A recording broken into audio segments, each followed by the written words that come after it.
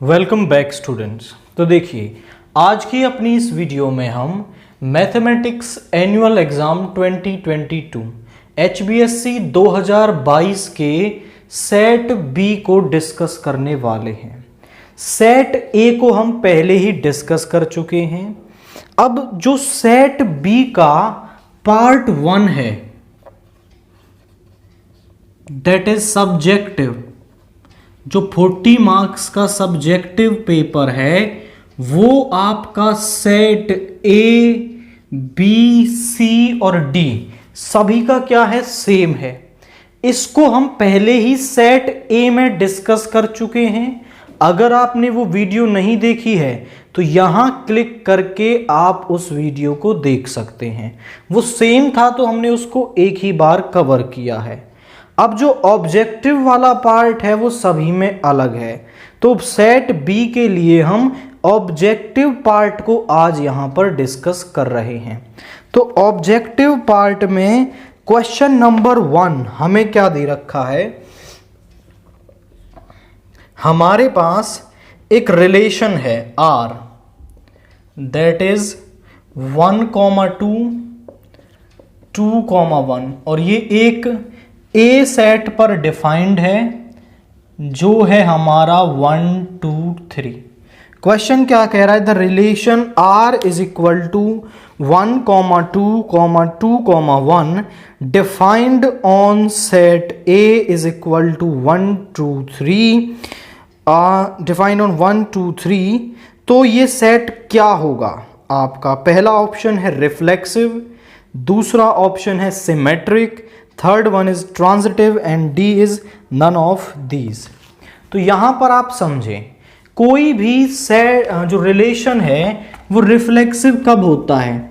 जब इस सेट के हर एलिमेंट ए के लिए आर के अंदर ए टाइप का एलिमेंट हो, तब हमारा जो रिलेशन है वो क्या होता है, रिफ्लेक्सिव होता है।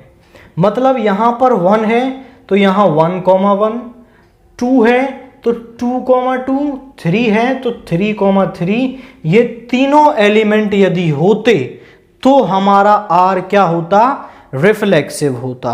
बट ऐसा नहीं है तो R हमारा रिफ्लेक्सिव नहीं होगा।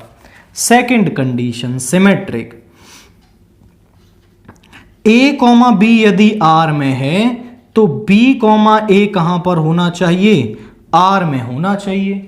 तो मतलब हर एलिमेंट का रिवर्स या फिर ऐसा कह सकते हो उल्टा आपका R में होना चाहिए।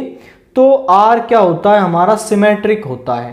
1,2 इसका उल्टा क्या हो जाएगा, 2,1, मतलब सभी का उल्टा प्रेजेंट है। तो R सिमेट्रिक तो हमारा है। अब चेक कर लेते हैं transitive, A, B belongs to R, B, C belongs to R। तो हमारा A, C कहां होना चाहिए, R में होना चाहिए। तब R हमारा क्या होता है, ट्रांजिटिव होता है। अब ऐसा करने के लिए तीसरा ऑर्डर्ड पेयर ही नहीं है तो ये ट्रांजिटिव भी हमारा नहीं होगा। तो यहां पर ये ना रिफ्लेक्सिव है ना ट्रांजिटिव है, केवल क्या है, सिमेट्रिक है। तो आप ऑप्शन बी को इसके अंदर टिक करेंगे। नाउ क्वेश्चन नंबर 2 हमसे क्या कह रहा है, if F R to R defined by, हमारे पास एक फंक्शन है F R to R and F X is equal to 3x। तो यहां पर आपका r क्या होगा, then this f is 1, 1 on 2, many 1 on 2, 1, 1 not on 2, neither 1, 1 nor on 2। तो आप एक समझे यहां पर कि आपकी जो डोमेन है वो भी रियल नंबर, कोडोमेन भी रियल नंबर, और यहां से यहां f फंक्शन डिफाइंड है। यदि मैं इसमें 0 रखूंगा तो ये किससे मैप करेगा, 0 से मैप कर जाएगा। 1 रखूंगा तो किससे मैप कर जाएगा, 3 से मैप कर जाएगा। 2 रखूंगा तो 6 से मैप कर जाएगा। अब आपका यहाँ -1 रखेंगे तो ये आपका -3 से मैप कर जाएगा, -2 रखेंगे तो -6 से। मतलब हर एलिमेंट की हमें क्या मिल रही है, एक यूनिक इमेज मिल रही है। तो हमारा जो फंक्शन है वो 1 1 तो होगा। अब आप देखें यहां पर कि 0 की प्री इमेज है, 3 की प्री इमेज है, मतलब जो दिख रहे हैं उनमें तो सब की प्री इमेज मिल रही है। बट आप बोले सर इसके बीच में 1 2 रह गया, ना 1 की प्री इमेज मिली ना 2 की प्री इमेज मिली, तो यहां पर कहीं कोई एलिमेंट 1/3 भी होगा। भाई रियल नंबर्स हैं और रियल नंबर में तो हर नंबर एग्जिस्ट करता है, तो 1/3 जैसे ही हम डालेंगे तो हमें मिलेगा 1, तो 1/3 किस से मैप कर जाएगा, 1 से मैप कर जाएगा। मतलब यहां के हर एलिमेंट के लिए हमें एक यूनिक प्री इमेज भी मिल रही है, तो हमारा जो फंक्शन है वो ऑन टू भी होगा।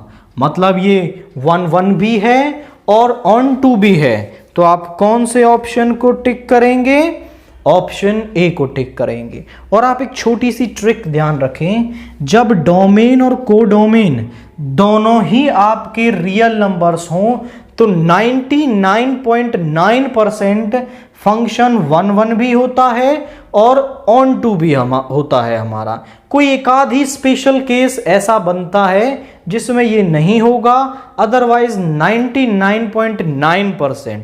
अगर आपको समझ में भी नहीं आ रहा है तो आपको 1 1 ऑन टू के साथ जाना है हमेशा, तो आप 99.9% इसको सही कर पाओगे।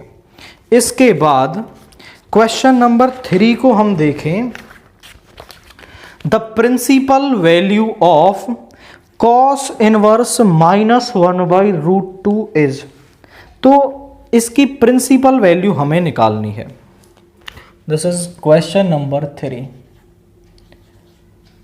cos inverse -1/√2 is equal to theta.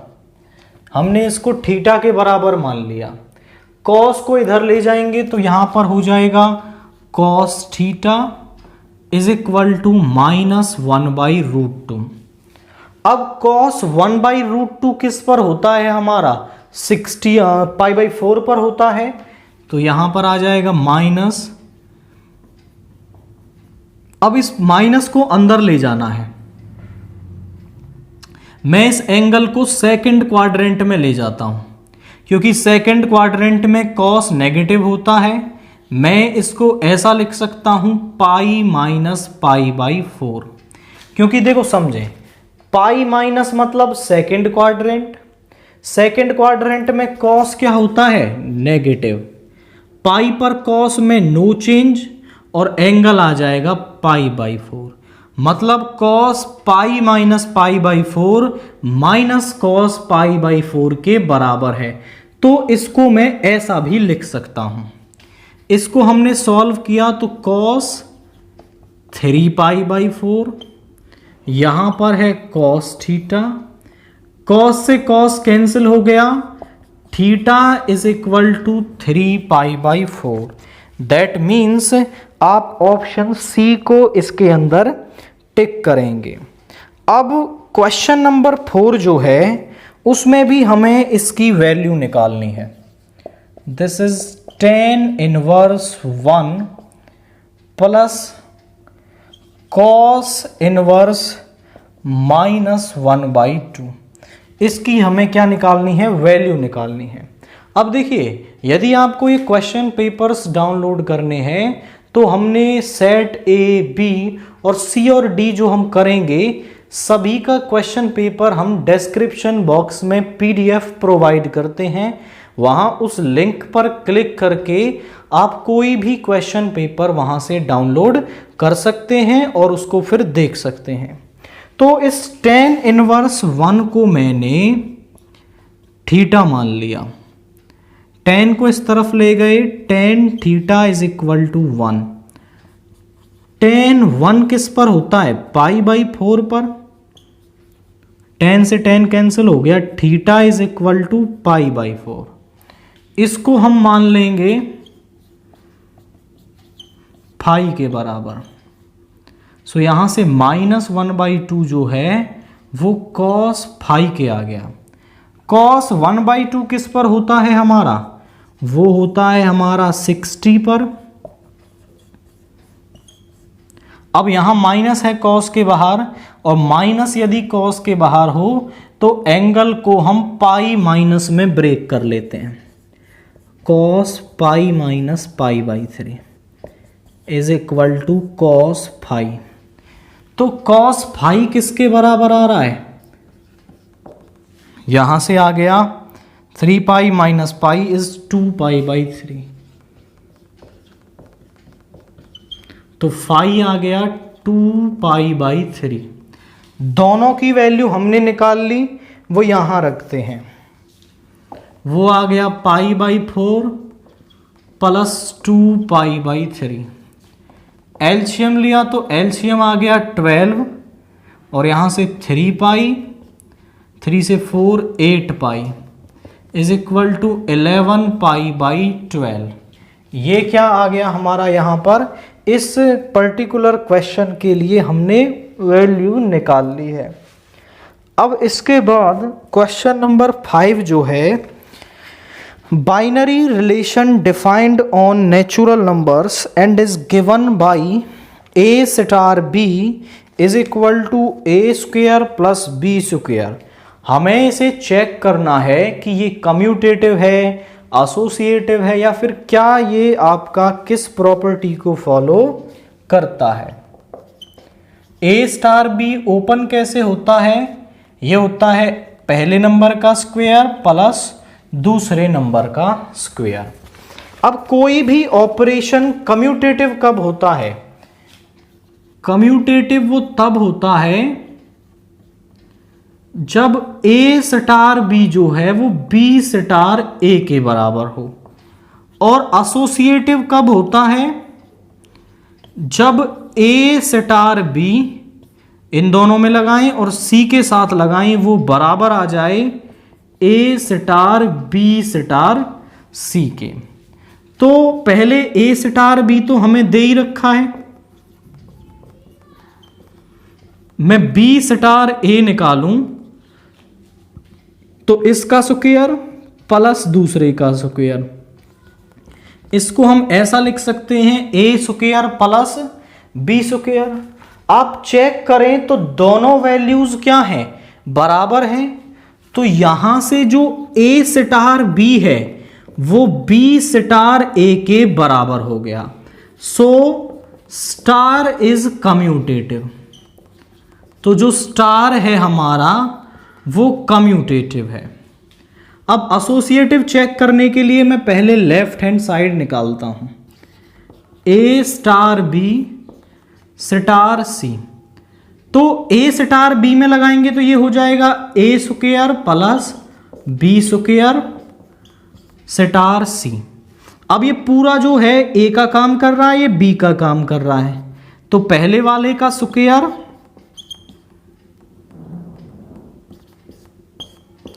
Plus दूसरे वाले का स्क्वायर। अब इसका स्क्वायर क्या हो जाएगा, a² का स्क्वायर हो जाएगा a⁴ plus b⁴ plus 2ab यानी 2a² b² प्लस c²। अब राइट हैंड साइड को निकालेंगे, a star b star c, b star c पर लगाएंगे तो b² plus c²।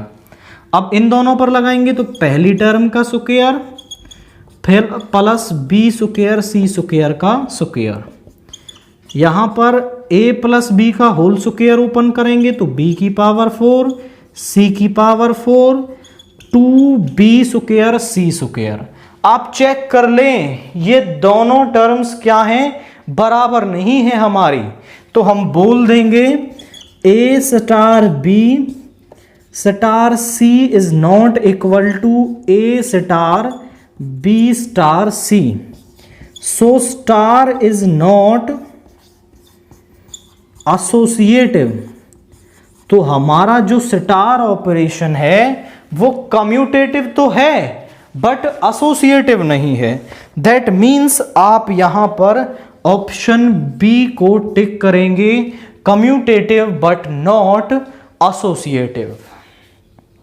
Now question number 6 देखिए, the number of matrices of order 3 cross 2 can be formed using the entries 0 और 1 is.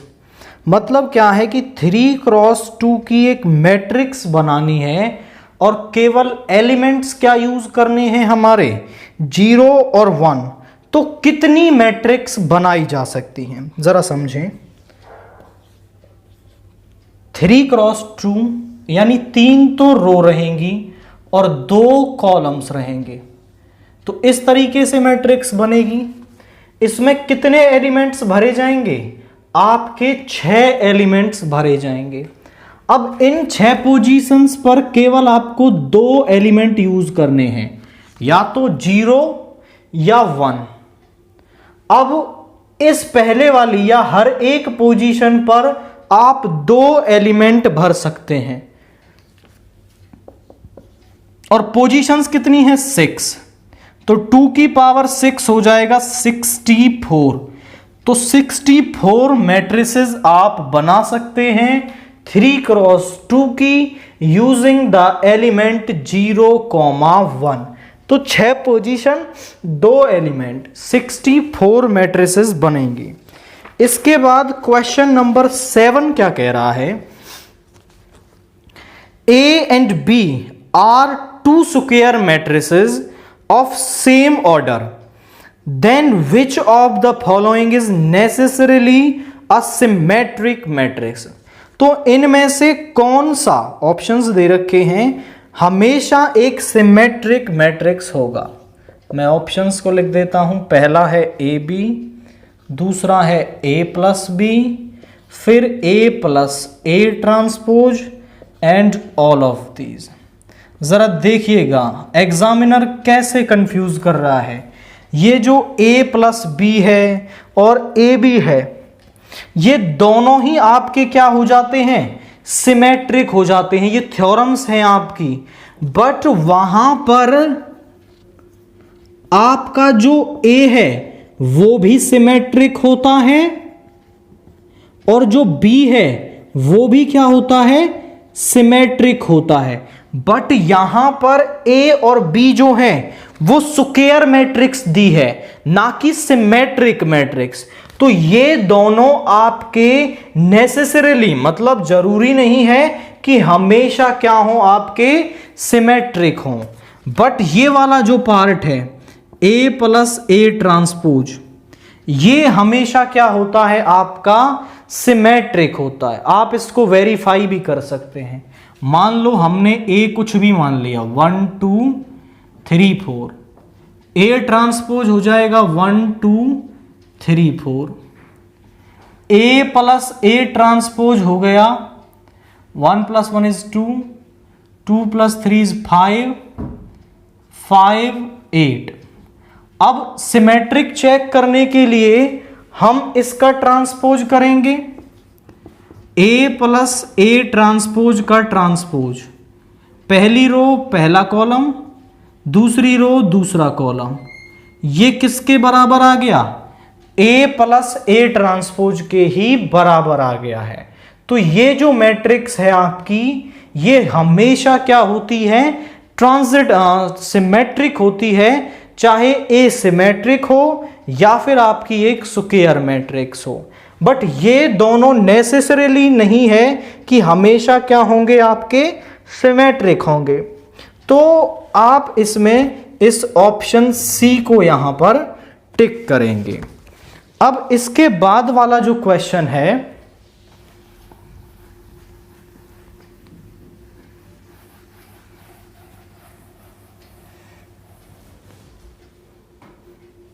this is question number 8. The area of triangle joining the points k, 0, 4, 0 and 0, 2 is 8. Then the value of k is. तो 3 point से हम area of triangle कैसे निकालते हैं?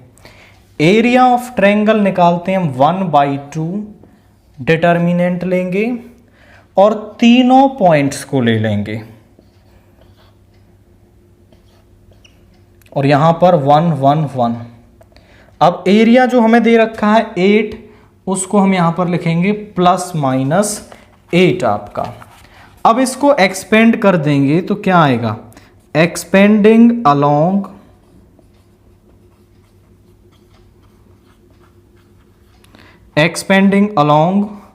R2, तो यहां पे आ जाएगा 1/2, 0 -0 +2 इंटू, इस रो इस कॉलम को छोड़ेंगे, k -4 इज इक्वल टू +-8। तो यहां पर आएगा 1/2 इंटू 2 इंटू k -4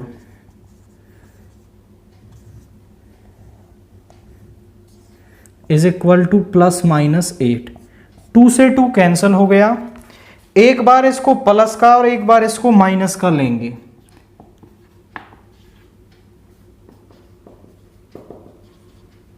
तो यहां से इधर जाके ये क्या हो जाएगा आपका, प्लस का हो जाएगा, that is k -4 and +8 and -8। Okay, इधर जाके ये प्लस का हो जाएगा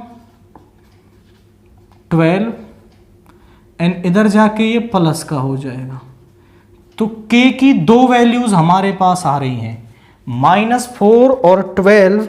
दैट मीन्स आप ऑप्शन सी को इसके अंदर टिक करेंगे।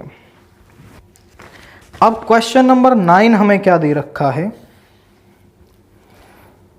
This is from limits and continuity. If f(x) is equal to 10x by x when x is not equal to 0, k + 1 when x is equal to 0 is continuous at x is equal to 0, then the value of k is, this is question number 9। f(x) हमें दे रखा है 10x by x when x is not equal to 0, k + 1 when x is equal to 0, और ये x is equal to 0 पर continuous है, तो k की वैल्यू हमें निकालनी है। आप समझें, जब हमारे किसी फंक्शन की LHL, RHL और उस पॉइंट पर फंक्शन की वैल्यू तीनों आपस में बराबर होते हैं, तब हमारा जो वो फंक्शन है वो उस पॉइंट पर कंटिन्यूस होता है।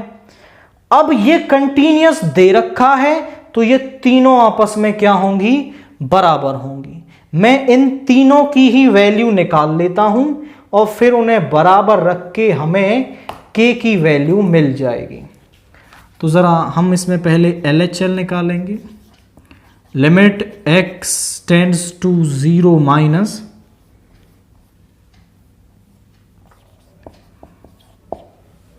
यहां पे x नॉट इक्वल टू 0, तो LHL और RHL के लिए दोनों के लिए यही फंक्शन। यहां पर हम x को रख देंगे 0 - h as h tends to 0। यहां पर हो गया limit h tends to 0 tan 0 - h over 0 - h। tan -θ बराबर होता है -tan θ के, बिल्कुल साइन वाली property, because tan -θ is -tan θ। जब आप क्वेश्चन को एग्जाम में करें तो साइड में रीजन जरूर बताएं, उससे एग्जामिनर पर जो आपका पेपर चेक कर रहा है उस पर एक अच्छा एक्सप्रेशन जनरेट होता है कि इस बच्चे को पूरी नॉलेज है, दैट्स वाई इसने सारी चीज़ें डिटेल से लिख रखी हैं। तो ये आपके एग्ज़ाम में अच्छे नंबर स्कोर करने में काफ़ी हेल्पफुल होगा। अब यहाँ पर एक फॉर्मूला होता है, limit x tends to 0 tan x by x जो है वो 1 होता है। मतलब जितना एंगल tan के साथ उतना नीचे बन जाए और लिमिट 0 की तरफ टेंड कर रही हो तो ये 1 के बराबर होता है। तो ये पूरा 1 के बराबर हो गया। अब RHL निकालेंगे। Limit x tends to 0 plus 10x by x. हम x को पुट कर देंगे 0 plus h as h tends to 0। Limit h tends to 0 10 0 plus h by 0 plus h। तो 10 h बाई h कितना हो जाएगा? 1 हो जाएगा। LHL मिल गया।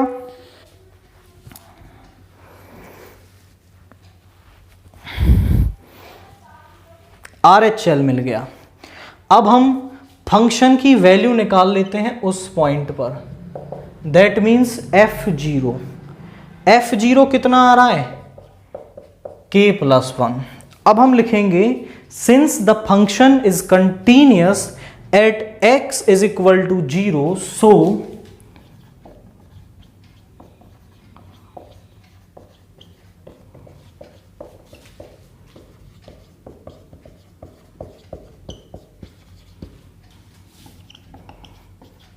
LHL is equal to RHL is equal to F0। तो LHL की वैल्यू है 1, RHL is 1 and F0 is k plus 1।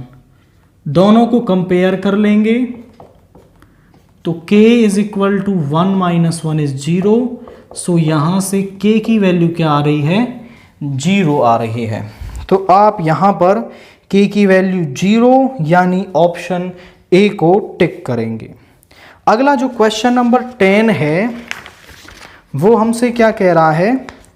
If fx is equal to log cos e की power x then f dash x किसके?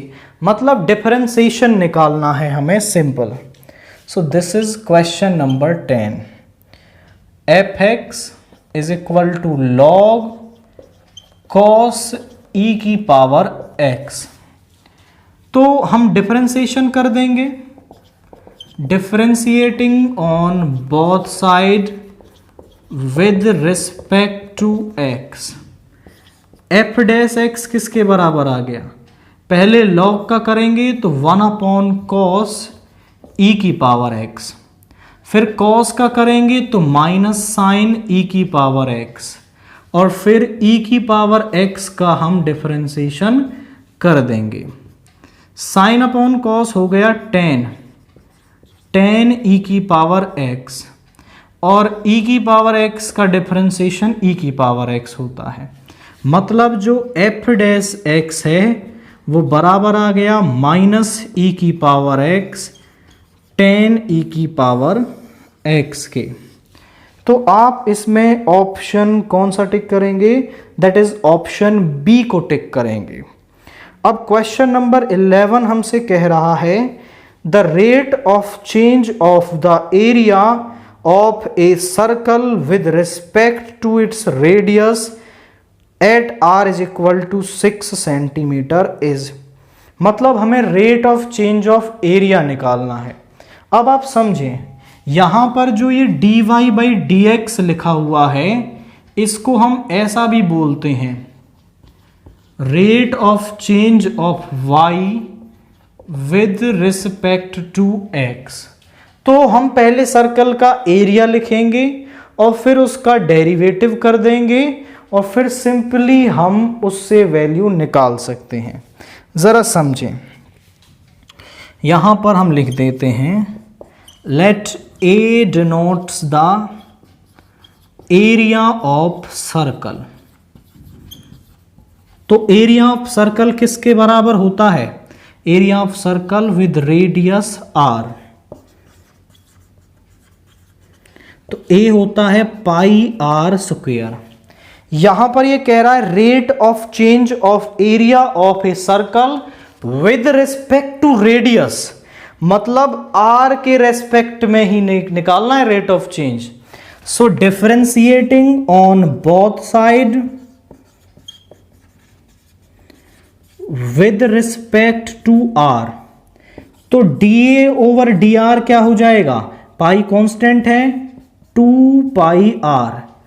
अब r की value भी उसने दे रखी है।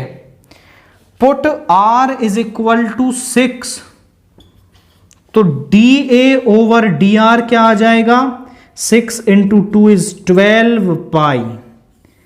12 पाई सेंटीमीटर स्क्वायर पर सेकेंड। तो rate of change of area जो है वो क्या आ रहा है हमारा, वो 12 पाई यहां पर आ रहा है। नाउ क्वेश्चन नंबर 12 देखिए, find the integration of 2x sin x square plus 1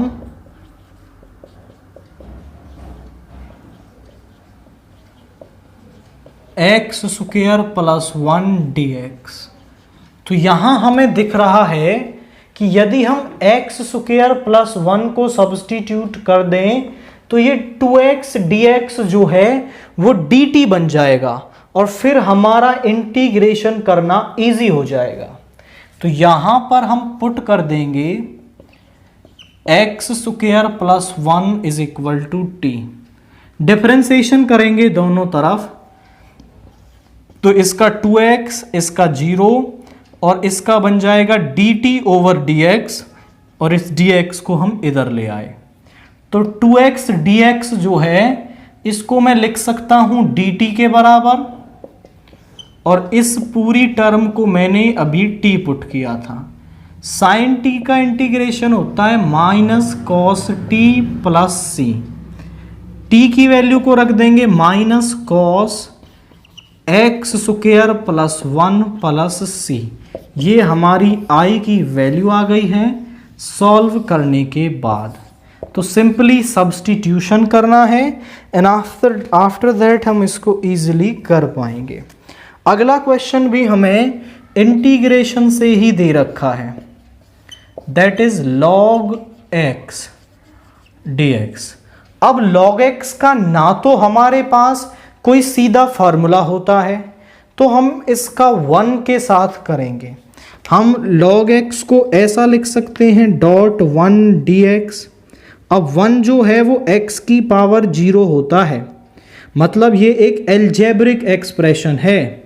so according to the rule of ILATE, logarithm function पहले आते हैं, तो ये फर्स्ट फंक्शन, ये second function. Integrating by parts, अब बाई पार्ट्स कैसे लगाते हैं, फर्स्ट फंक्शन सेम, सेकंड का इंटीग्रेशन माइनस फर्स्ट का डिफरेंशिएशन, सेकंड का इंटीग्रेशन और फिर टोटल में जो टर्म मिल रही है उसका इंटीग्रेशन। यहां पर log x 1 का integration x minus log x का डिफरेंशिएशन 1/x, 1 का इंटीग्रेशन x, और यहां पे बन गया फिर से 1 का इंटीग्रेशन क्या हो जाएगा, x log x minus x plus c। तो इसका इंटीग्रेशन ये हमारे पास आ रहा है। दैट मीन्स आप इसमें ऑप्शन सी को इसके अंदर पुट करेंगे। आफ्टर दैट क्वेश्चन नंबर 14 हमसे क्या कह रहा है,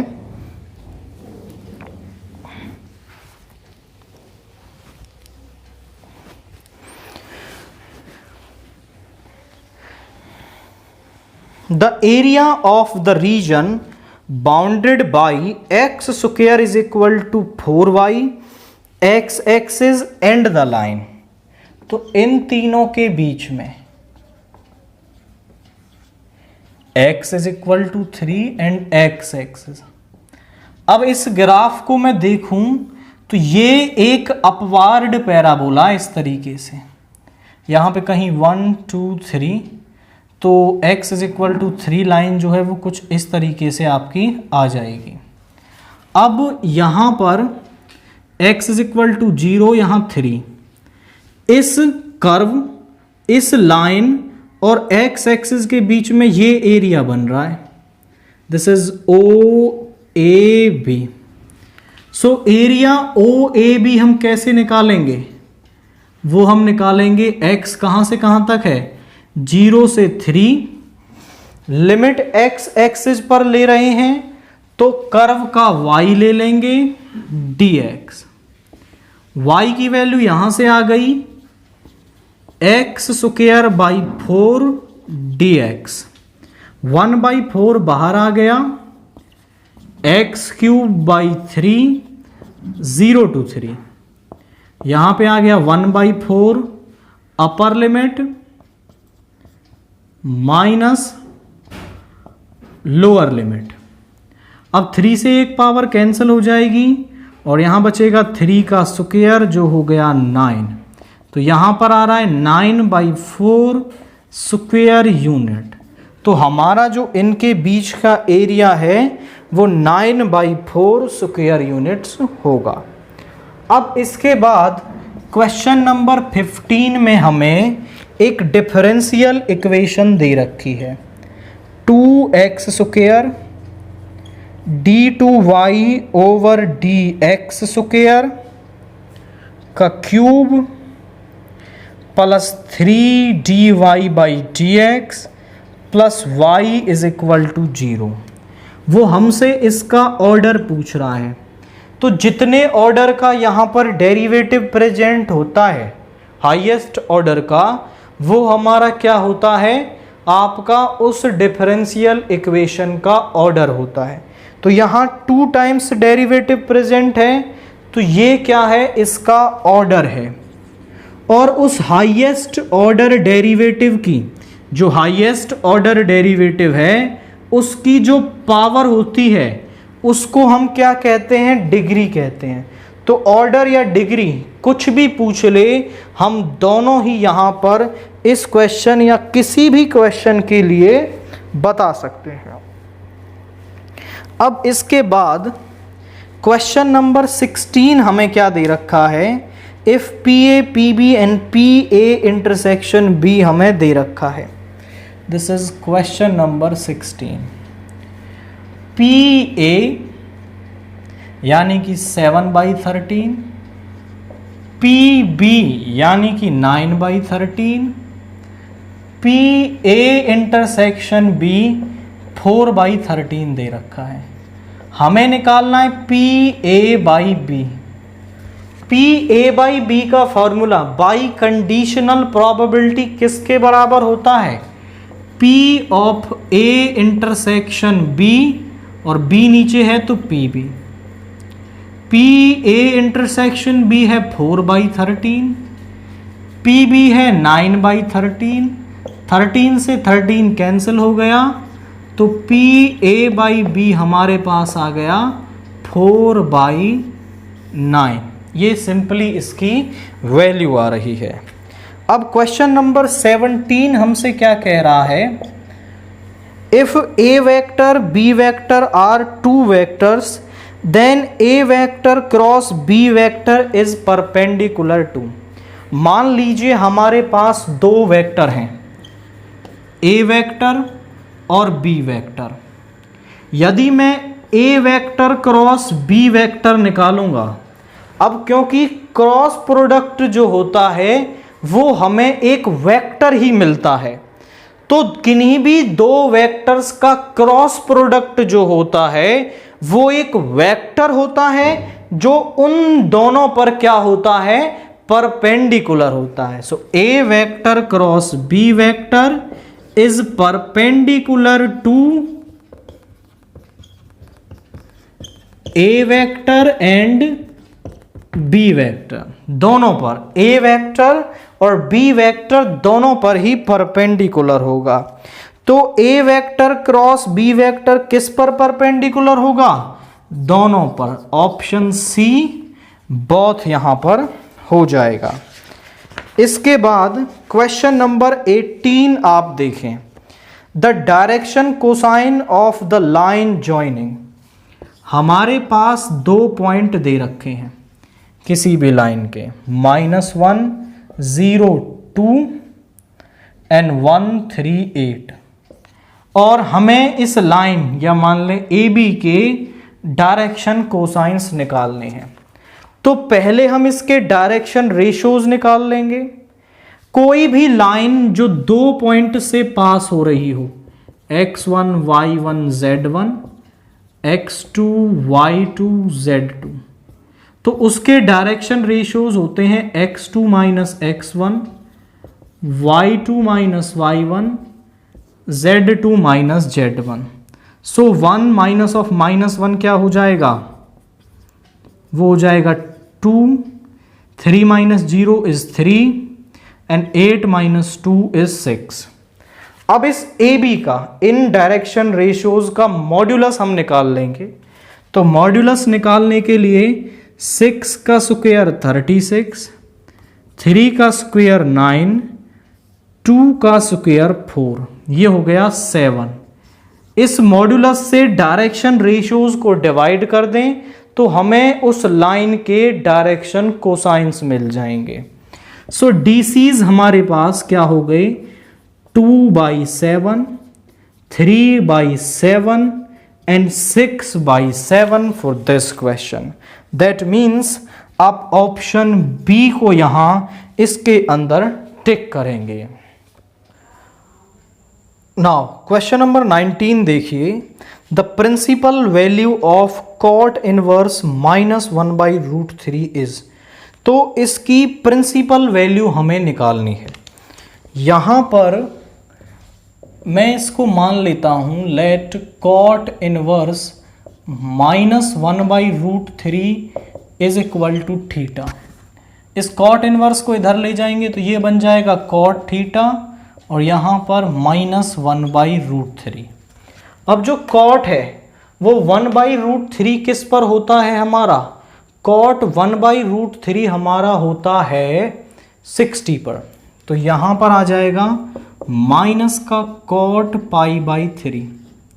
अब इस माइनस साइन को अंदर भेजना है तो मैं इसको सेकंड क्वाड्रेंट में ले जाऊंगा, मतलब cot pi minus π/3। Pi minus मतलब सेकंड क्वाड्रेंट, सेकंड में कॉट नेगेटिव होता है, पाई पर नो चेंज तो कॉट आ जाएगा और ये एंगल। तो माइनस कॉट π/3 को मैं कॉट पाई माइनस π/3 लिख सकता हूं। तो ये हो गया कॉट 2π/3, सामने है कॉट थीटा, कॉट से कॉट कैंसिल हो गया, थीटा इज इक्वल टू 2π/3। तो इस पूरे टर्म की जो प्रिंसिपल वैल्यू है वो क्या आ रही है हमारे पास, वो आ रही है 2π/3। वो आप यहां पर फिल कर देंगे। क्वेश्चन नंबर 20 जो है वो कह रहा है हमसे cos inverse x is equal to y, मतलब cos इनवर्स x को सॉल्व करने पर y मिलता है हमें। तो y कहां से कहां तक होगा। अब जो cos इनवर्स x की जो रेंज है वो होती है आपकी 0 to π, मतलब जो हमारा y है वो यहां से बिलोंग करेगा, y बिलोंग्स टू 0, π, मतलब जो y है हमारा वो 0 से पाई के बीच में क्या करेगा, लाई करेगा। दैट मीन्स आप ऑप्शन देख लें, ऑप्शन ए आपको यही दे रखा है तो आप इसे टिक कर देंगे।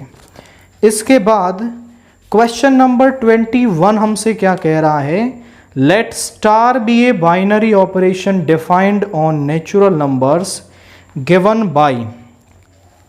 स्टार एक बाइनरी ऑपरेशन हमें दे रखा है।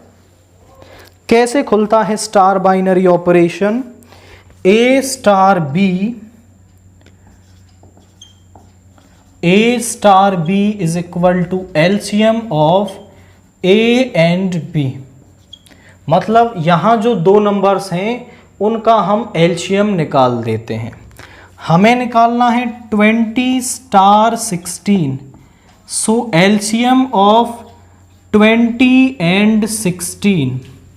तो 20 और 16 का एलसीएम कितना हो जाएगा, 2 से 10, 2 से 8, 2 से 5, 2 से 4, 5 4 से 20, 40, 80। सो 20 स्टार 16 इज 80। 20 और 16 का जो एलसीएम है वो 80 आएगा।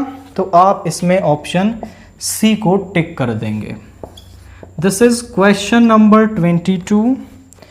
If A is a square matrix of order 3 and determinant of A is equal to 5, then find the value of adjoint of A. हमें दे क्या रखा है, ऑर्डर वो 3 है, डिटर्मिनेंट ऑफ A हमें दे रखा है 5, तो एडजॉइंट ऑफ A के डिटर्मिनेंट की वैल्यू निकालनी है। और हम जानते हैं एडजॉइंट ऑफ A का जो डिटर्मिनेंट है वो बराबर होता है डिटर्मिनेंट ऑफ A की पावर n-1, जहाँ पर n ऑर्डर ऑफ मैट्रिक्स है। तो डिटर्मिनेंट ऑफ A है 5, n की वैल्यू 3, सो 5 का स्क्वायर इज 25, तो यहाँ पर वैल्यू आ जाएगी 25। क्वेश्चन नंबर 23 एक प्रॉपर्टी है कि ए बी का जो इन्वर्स है वो किसके बराबर होता है, ये बराबर होता है बी इन्वर्स ए इन्वर्स के, पहले लास्ट वाली का इन्वर्स इनटू फर्स्ट वाली का इन्वर्स। इस तरीके से ये प्रॉपर्टी होती है। नाउ क्वेश्चन नंबर 24 को आप देखें तो वो क्या दे रखा है हमें, y is equal to tan inverse 2x upon 1 minus x square, और यहाँ पर हमें dy बाई डी एक्स की वैल्यू निकालनी है। तो dy बाई डी एक्स को निकालने से पहले मैं यहाँ पर आपका इस टर्म को थोड़ा सॉल्व करूँगा बाई सब्स्टिट्यूशन। मैं x की जगह यहाँ पुट कर दूंगा, put x is equal to tan theta, और जहाँ जो थीटा है वो किसके बराबर है, tan इनवर्स x के। तो ये बन गया tan inverse 2 tan theta upon 1 minus tan square theta. अब ये जो होता है tan 2 थीटा का फॉर्मूला होता है 2 tan theta upon 1 minus tan square theta. तो यहाँ से आ गया tan inverse tan 2 theta, tan inverse से tan कैंसिल हो गया, यहाँ बचा 2 थीटा। अब जो थीटा है वो किसके बराबर है, tan इनवर्स x के, y क्या आ गया 2 tan इनवर्स x। अब हम इसका क्या कर देंगे, differentiation on both side with respect to x। So dy by d x is equal to 2 same, tan inverse x का होता है 1 अपॉन 1 प्लस एक्स स्क्वायर। तो ये क्या आ गई हमारे पास, dy बाई डी एक्स की वैल्यू आ गई। पहले हम यहाँ x की जगह tan थीटा रखेंगे और फिर यहाँ पर इसको सब्स्टिट्यूट करने से हमें x की वैल्यू मिल जाएगी।